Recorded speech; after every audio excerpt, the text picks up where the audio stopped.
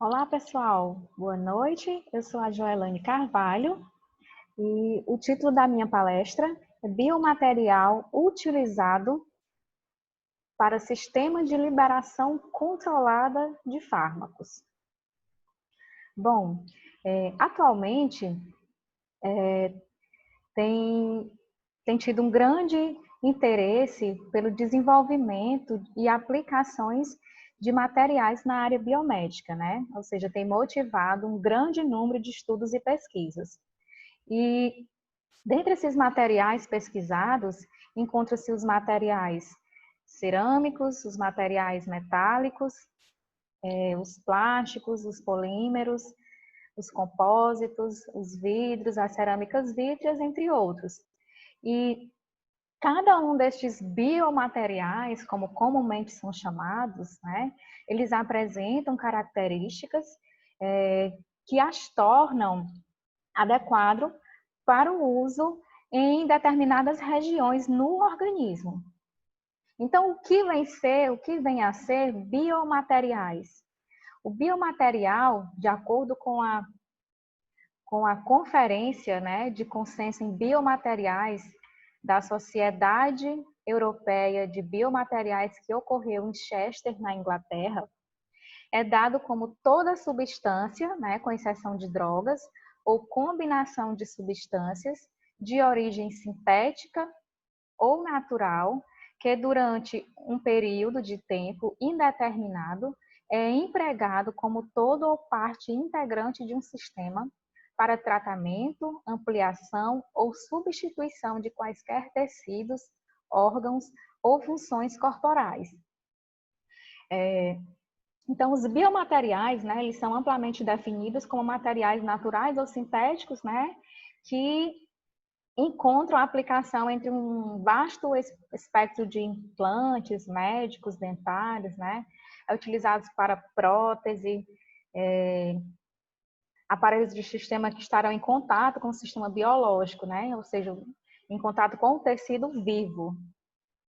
Então, os biomateriais ele têm contribuído significativamente para os avanços na medicina, né?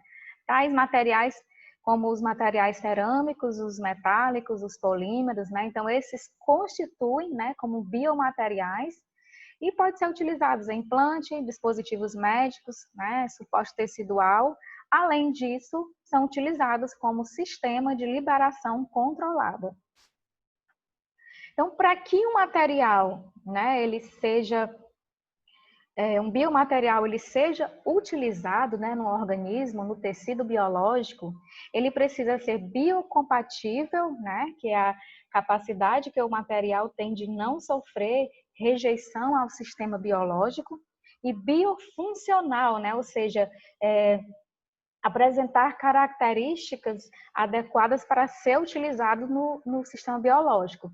Então, a combinação desses dois, né, dessas duas características de ser biocompatível e biofuncional, né, é a capacidade de funcionar, né, com uma resposta apropriada do hospedeiro em uma aplicação específica sem causar danos, né? Então, para que o material seja utilizado, né, no sistema biológico, é necessário que seja feita uma análise de citotoxicidade, né, para verificar se o material apresenta-se tóxico ou não.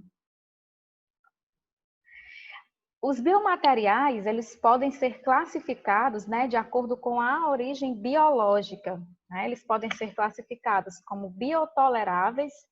Os materiais biotoleráveis, né, eles são aqueles materiais que são toleráveis pelo organismo, né, sendo, por exemplo, isolados, né, dos tecidos adjacentes. Os materiais bioinertes, eles são materiais que também são tolerados pelo organismo, né?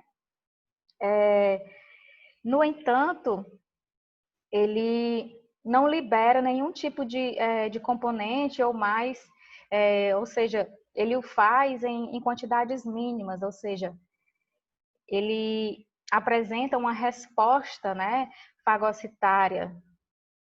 Já os materiais bioativos, eles São materiais em que ocorrem ligações, né? Ou seja, ocorre uma ligação de natureza química entre o material e o tecido, no caso. As biocerâmicas, né, elas são uma classificação de biomateriais, né, que, por exemplo, é a classe das cerâmicas empregadas no reparo e reconstrução de partes doentes ou danificadas de sistemas biológicos. Então, as biocerâmicas é uma classificação de biomateriais. A maioria relacionada à área do sistema ósseo, por exemplo, né, são utilizados para implantes e enxerto. No entanto, alguns dispõem de capacidade de entrega de liberação, ou seja, elas têm a capacidade de serem carreadoras. A forma de emprego da biocerâmica vai depender da finalidade em que essa vai ser empregada. Os fosfatos de cálcio, né, é uma classificação, né, de biocerâmicas, né, que são biomateriais. No entanto, eles são formados de cálcio e íons cálcio e fosfatos, né?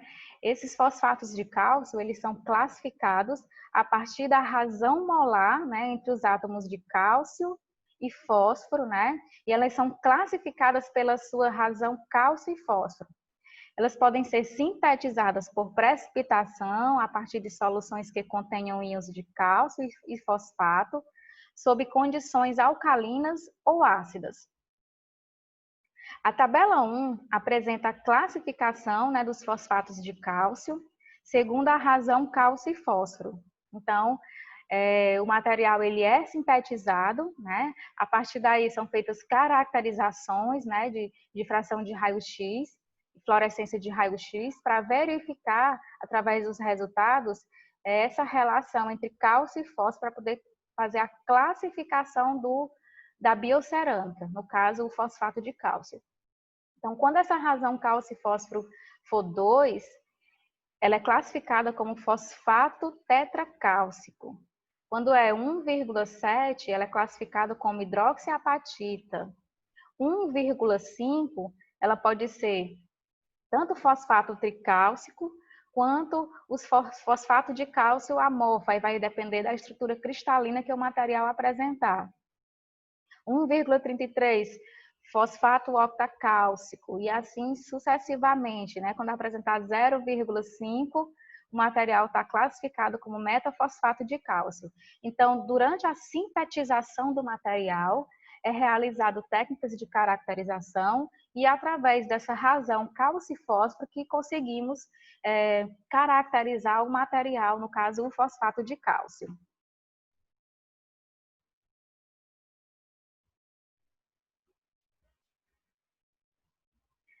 Bom, a síntese dos biomateriais, né, ele é sintetizado de formas simples, né? Ela influencia os métodos de preparação sobre as características da biocerâmica.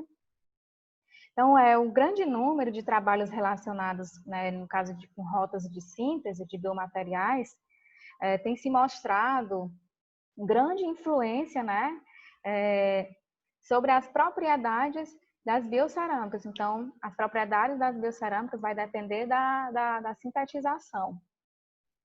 Então, entre essas variáveis determinantes dessas propriedades, podemos citar a estequiometria, a estrutura cristalina, a porosidade. Então, são características que são determinantes, né, para o comportamento biológico. E essas características, elas dependem do processo de sintetização.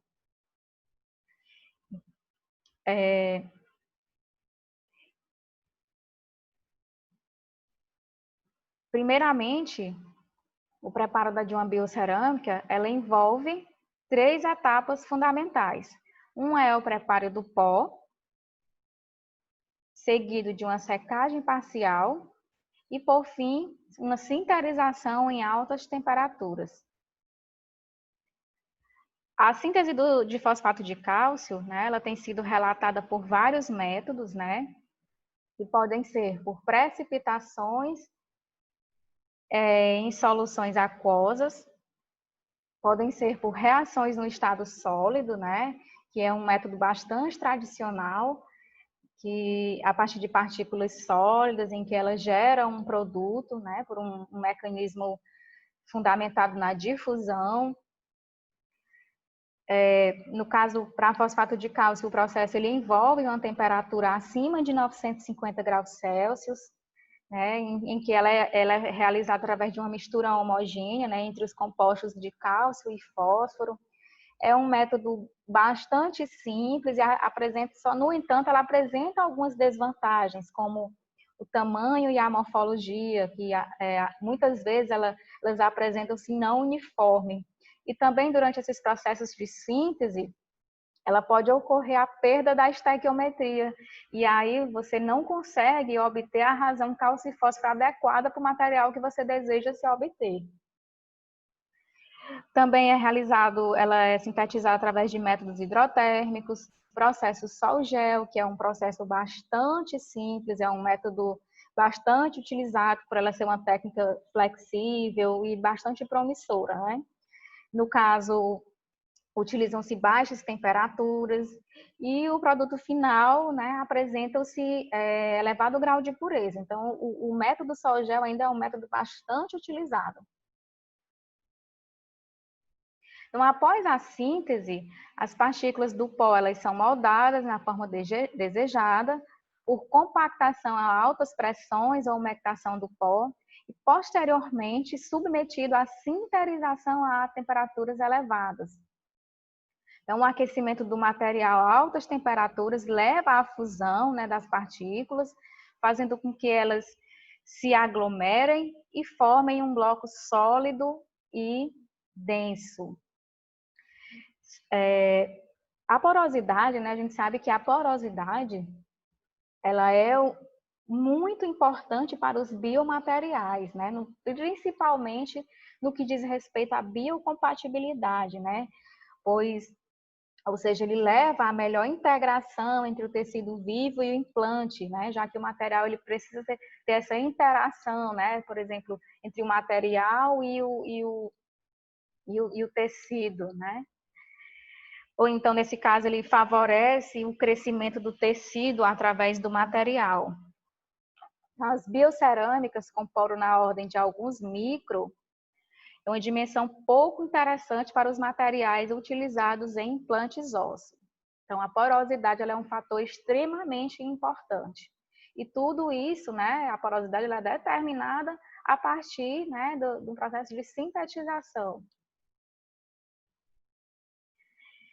Bom, a liberação controlada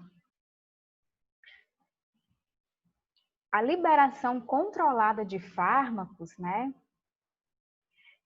são conceituados, né, descritos como Drug Delivery Systems, é uma forma farmacêutica criada para se atingir um perfil terapêutico prolongado por liberação continuada do fármaco por um período de tempo prolongado após a administração em uma única dose de medicamento.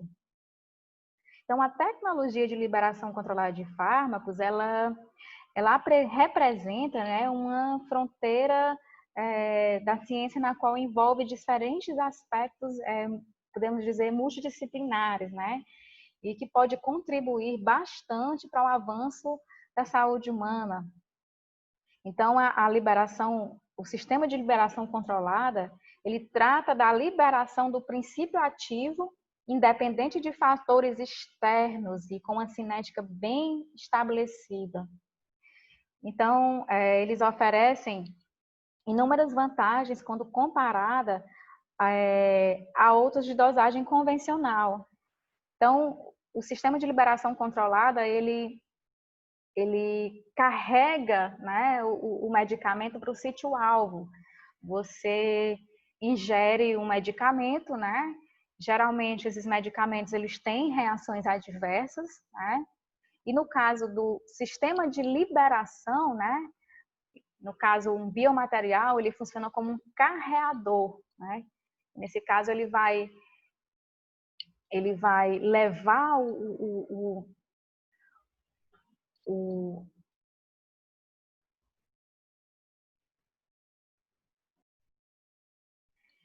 ele leva o medicamento para o sítio-alvo, né? Não apresentando-se, assim, reações adversas. Então, o sistema de liberação, ele possui dois objetivos, né? Alguns objetivos. Um é manter constante a concentração sanguínea, né, de uma determinada droga.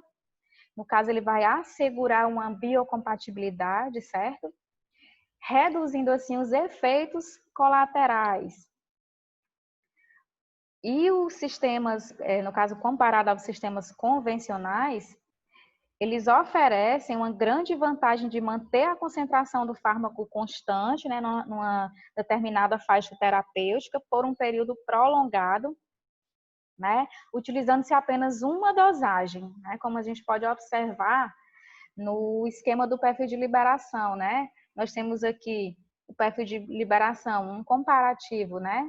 A concentração versus o tempo.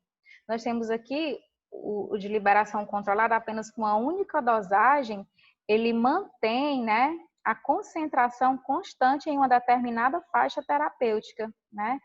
Essa faixa terapêutica, a partir daqui, é uma faixa considerada tóxica, né? Então, quando a gente faz a comparação entre, entre o convencional e o sistema controlado, né? Nós temos aqui esse comparativo, né? Observa-se que após a ingestão, né, do medicamento, nós temos uns picos de concentração, né? O nível vai ao máximo, então ele decai quando o fármaco é excretado ou metabolizado, né? Então, nesse caso, o organismo requer uma nova dosagem.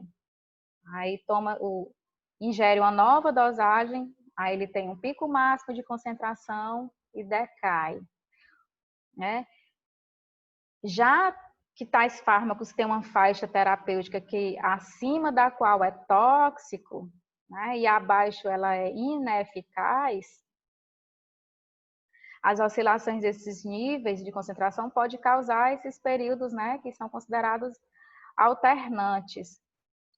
Então, no caso do dispositivo de liberação, ele mantém, né, um nível desejado de concentração no plasma por certo período de tempo, sem alcançar o nível tóxico, que é esse aqui acima, ou ir aquém do nível efetivo mínimo. Então, do ponto de vista clínico, né, esse controle de concentração terapêutica, ela é importante porque aumenta a eficácia terapêutica e diminui significativamente a toxicidade, né? Então, geralmente, esse sistema de liberação, ele procura ter um perfil que minimize esses efeitos tóxicos, né? Que promove o efeito terapêutico, né? Por meio do alcance de quantidades adequadas e permanência no sítio de ação desejada. Então, o sistema de liberação, ele oferece inúmeras vantagens. Maior eficácia terapêutica, né, com liberação progressiva e controlada do fármaco, a maior degradação da matriz, diminuição significativa da toxicidade e maior tempo de permanência na circulação, né, nesse caso com apenas uma dose, você consegue manter essa concentração na corrente sanguínea, administração segura, sem reações inflamatórias locais e conveniente, né, no caso, menor número de doses, e direcionamento a alvos específicos, sem imobilização significativa das espécies bioativas. Então, isso faz com que o material ele sirva como um carreador, né? Ele vai fazer com que o medicamento ele libere apenas no sítio-alvo. Então, os biomateriais, eles são utilizados como veículos, né, de liberação de fármacos, né? Os fosfatos de cálcio, né, eles apresentam-se como carreadores devido a eles possuir essa porosidade, né? Eles apresentam poros nanométricos, né, ou submicrométricos, né? Então, o fármaco ele pode ser tanto misturado, né? Pode ser tanto misturado à fase líquida quanto à fase sólida do fosfato de cálcio. Nesse caso, a matriz cerâmica na forma de pó, de peça compactada, ela é submersa, né? Ela é imersa em uma solução do fármaco, né? E ela tem que ter uma concentração conhecida, né? Os testes de liberação da substância são realizados em tampão de fosfato ou no fluido corpóreo simulado, o SBF. E para determinar a concentração do fármaco liberado em função do tempo, é feita um gráfico, né, usando uma técnica de espectroscopia, né, mais apropriada. Geralmente são utilizadas a espectroscopia na região UV-Vis.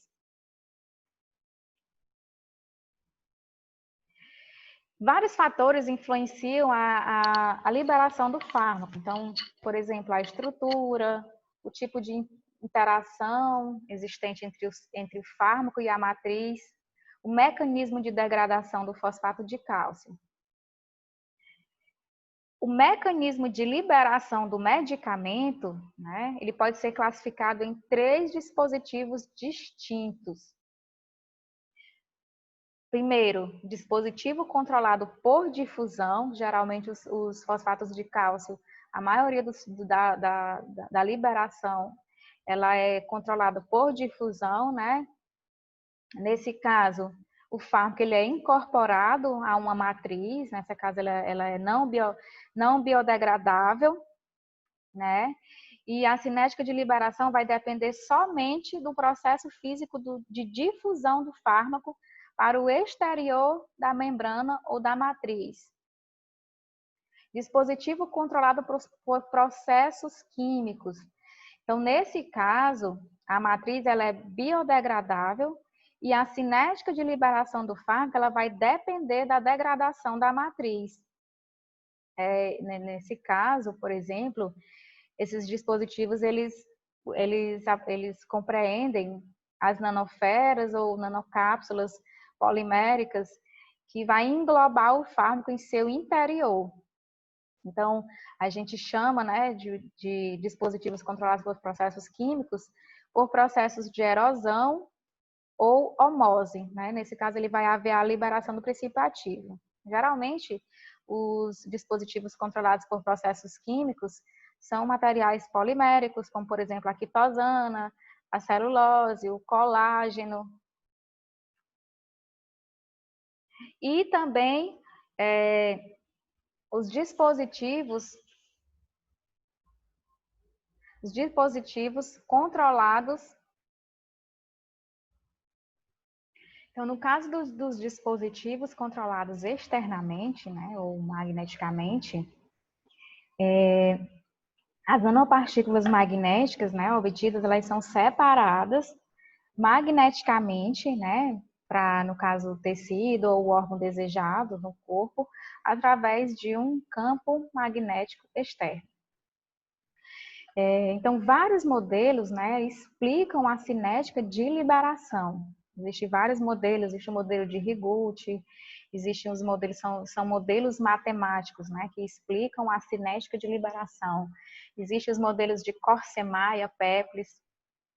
Então, esses modelos matemáticos, eles explicam a cinética de liberação.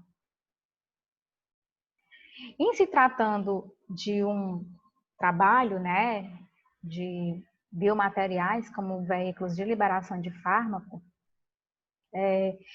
apresento-lhes o meu trabalho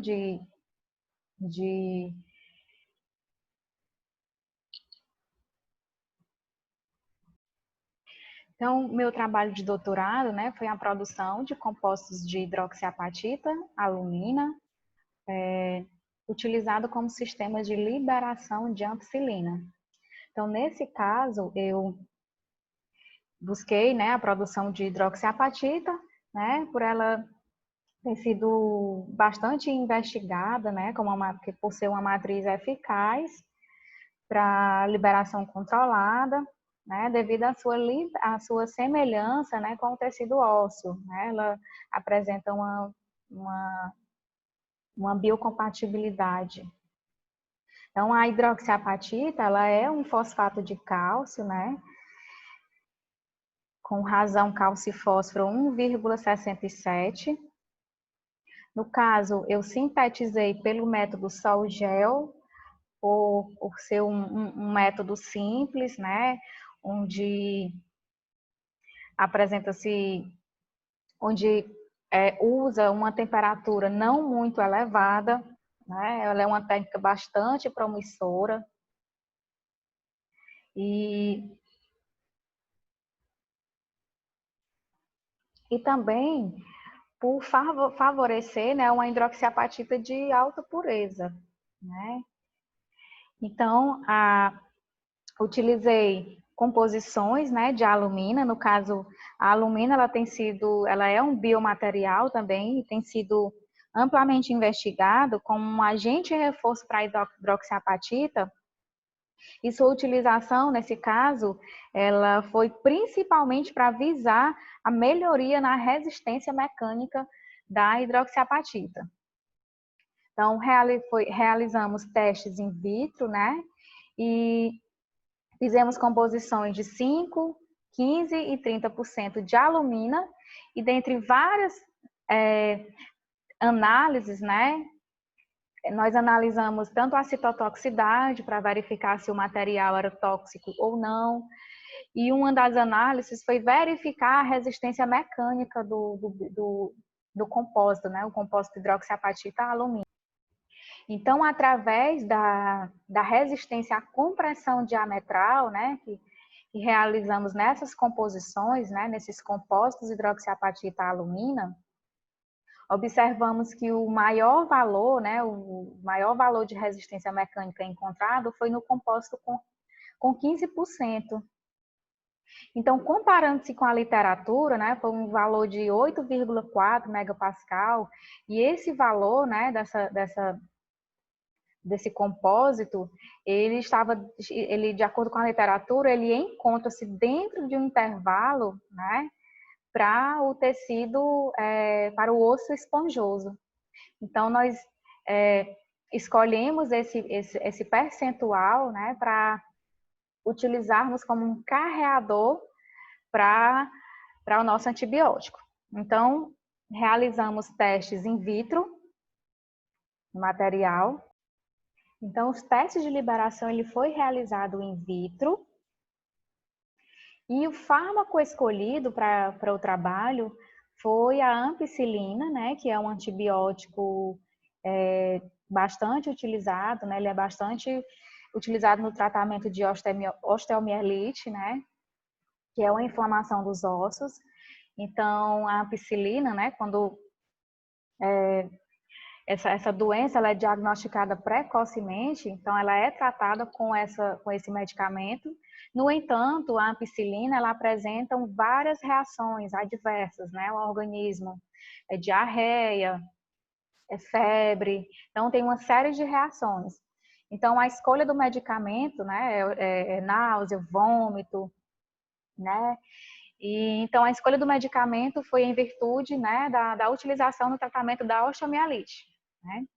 Então, nós escolhemos o composto com 15%, né, já descrito, e essa amostra, né, ela foi submersa em um becker contendo uma solução tampão, no caso o PBS, então um tampão fosfato salino, né, sob agitação constante, e foram retiradas alíquotas, né, em determinados tempos.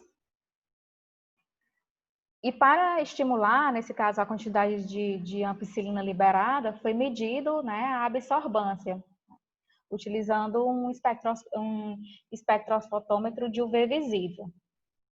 A partir daí, os resultados eles foram analisados, né, como porcentagem cumulativa dessa ampicilina liberada no meio em função do tempo. Então, foi a cada tempo, né, determinado, foram retiradas essas alíquotas para poder plotar o gráfico. Então, a primeira figura, ela apresenta um perfil de liberação do antibiótico em função do tempo de imersão, né, do compósito, onde observa-se, né, que em 24 horas de experimento, né, somente 5,20, 5,2, né, eles são liberados. Então, ele apresenta esse pico, né, elevado.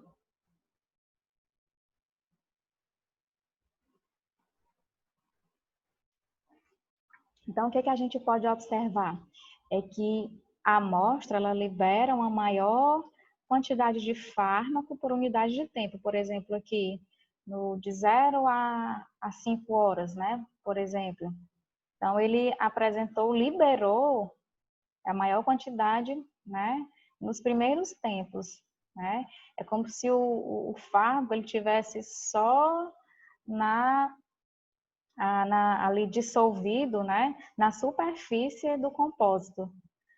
Então, ela pode estar atribuída, né, essa dissolução, né, localizada na superfície.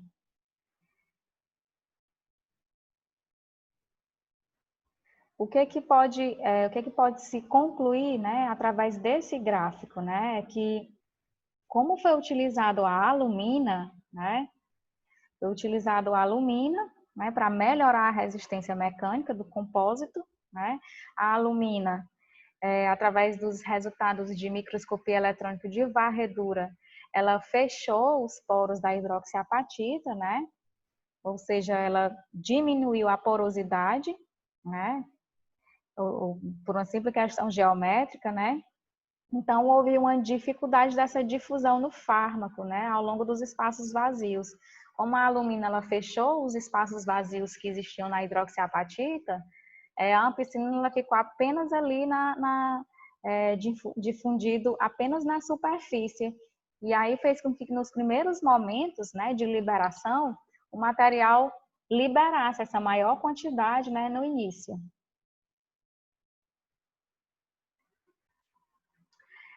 Essa figura, ela apresenta a taxa de liberação da ampicilina do compósito hidroxiapatita 15%, né? Então, observa-se que ela apresenta uma taxa de liberação variada, né, nos primeiros 10 minutos, decrescendo com o tempo.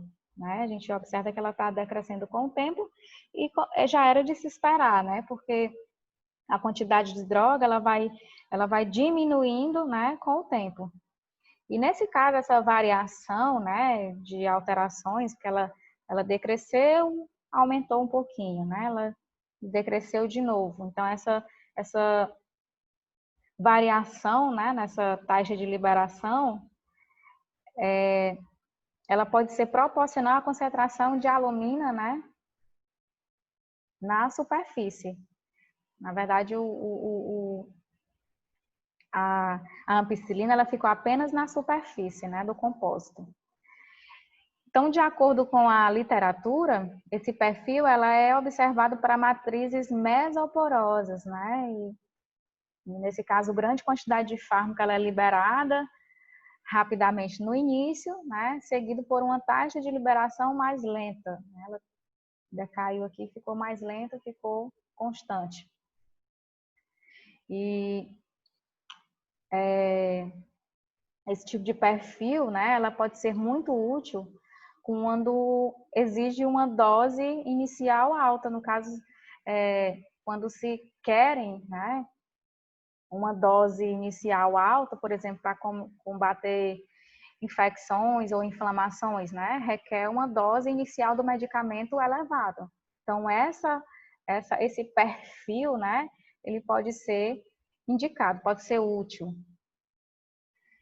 Então, segundo a literatura, a liberação muito lenta de drogas, né, pode não ser muito vantajoso, né, porque poderia não surtir um efeito terapêutico desejado, né, e até mesmo provocar uma resistência da bactéria ao antibiótico. E diversos fatores, né, eles podem influenciar essa liberação do fármaco. Um dos fatores é a questão da da porosidade, né? Como a estrutura, o tipo de interação que vai estar existente entre o fármaco e a matriz, o mecanismo de degradação, né, que o fosfato de cálcio possa existir.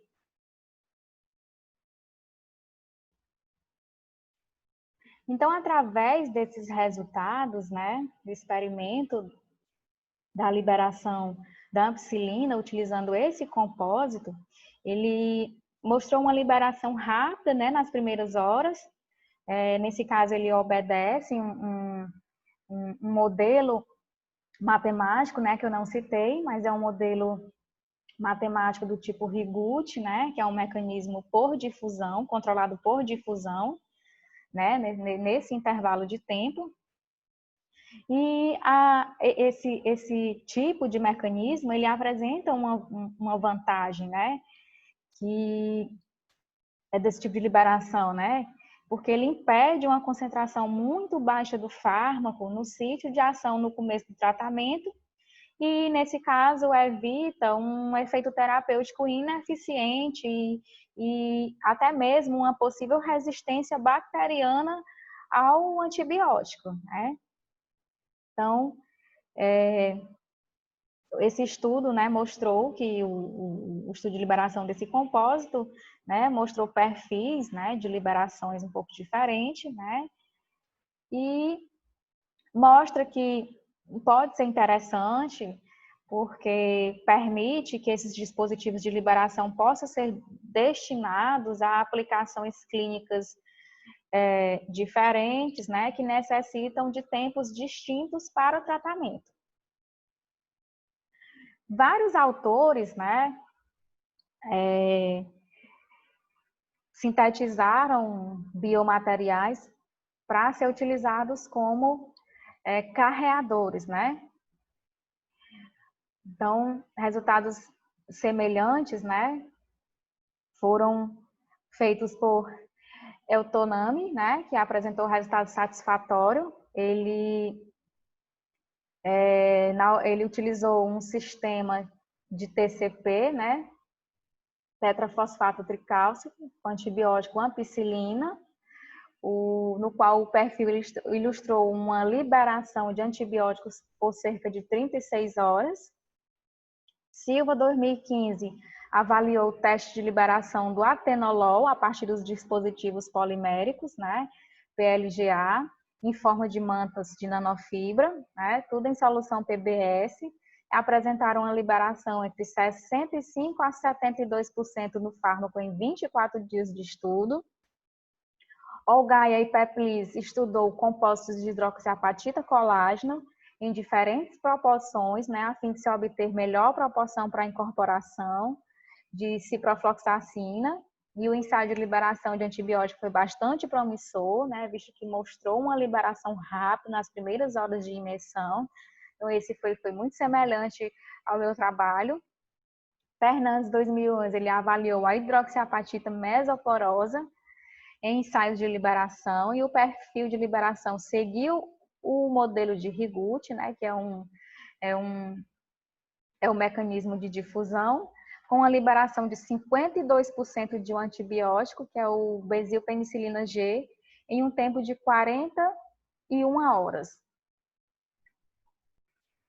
Então, o que pode se observar, né, é que há uma tendência atual, né, na utilização desses biomateriais, né, com a incorporação de fármacos, né, por exemplo, os antibióticos, né, para visar essa liberação controlada, né, no organismo vivo, para que reduz o efeito terapêutico da administração, né, no modo convencional, com essa vantagem de liberação da droga diretamente no tecido ósseo, né, e evitando assim possíveis cirurgias para remoção de material após a liberação total da droga.